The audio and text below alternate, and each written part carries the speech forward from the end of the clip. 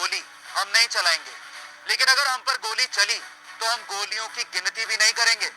अगर आतंकी आएंगे तो हम उन्हें 2.5 फीट जमीन के नीचे गाड़ देंगे।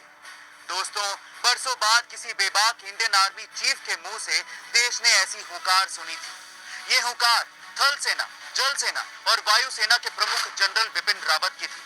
सीडीएस बिपिन रावत सिर्फ एक नाम नहीं थे, बल्कि इंडियन डिफेंस फोर्स की वो मिसाल थे जिन्होंने इंडियन आर्मी को एक ऐसी कड़ी में जोड़ा था कि हिंदुस्तान का हर दुश्मन हिंदुस्तान का नाम सुनते ही कांप उठे।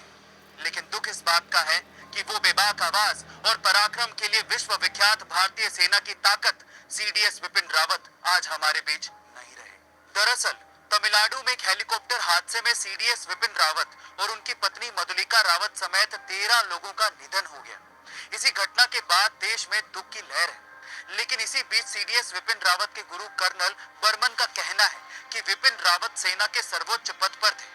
उनके कार्यकाल में सेना ने इतिहास की 2 बड़ी सर्जिकल स्ट्राइक्स की थी। इसके चलते इस बात से इनकार नहीं किया जा सकता कि हेलीकॉप्टर क्रैश होना महज एक हादसा न होकर एक बड़ी साजिश भी हो सकता है। और इसी वजह से सीडीएस विपिन रावत को ले जा रहे MI-17 हेलीकॉप्टर के क्रैश होने के बाद उसके ब्लैक बॉक्स की काफी चर्चा हो रही है, क्योंकि इस ब्लैक बॉक्स के मिलने के बाद घटना से जुड़े कई राज सामने आ सकते हैं। लेकिन सवाल ये उठता है कि ब्लैक बॉक्स आखिर होता क्या है।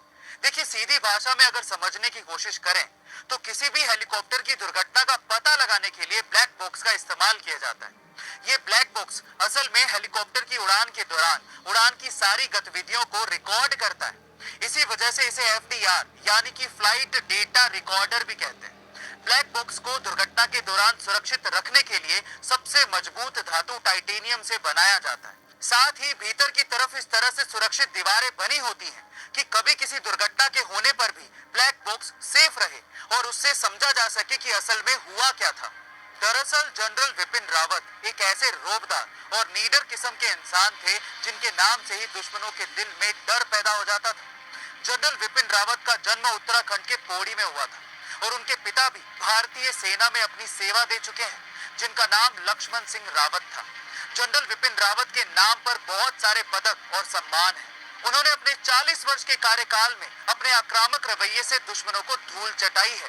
दरअसल जनरल बिपिन रावत का ये मानना था कि पाकिस्तान भारत का नंबर 1 दुश्मन नहीं है, बल्कि भारत का नंबर 1 दुश्मन चीन है।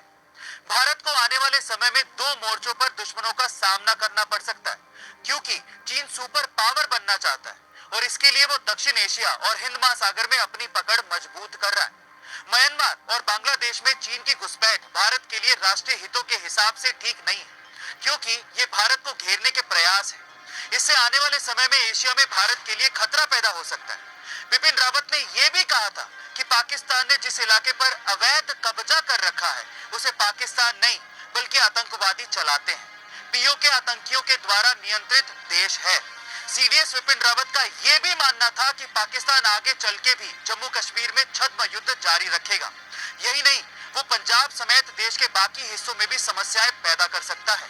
दोस्तों, जनरल विपिन रावत जी ने चीन और पाकिस्तान जैसे नापाक इरादे रखने वाले पड़ोसियों से बड़ी चुनौतियों के बीच भी देश की सुरक्षा की। उन्होंने कम समय में ही भारत की सैन्य तैयारियों को दुश्मनों से मुकाबले के लिए तैयार भी किया। जनरल विपिन रावत जी के हेलीकॉप्टर दुर्घटना की वजह से अकस्मात निधन पर हमें खेद है। ऐसे वीर योद्धा सदियों में ही पैदा होते हैं, जिन्होंने भारत की आन बान और शान के लिए अपनी जान तक की परवाह ना की हो।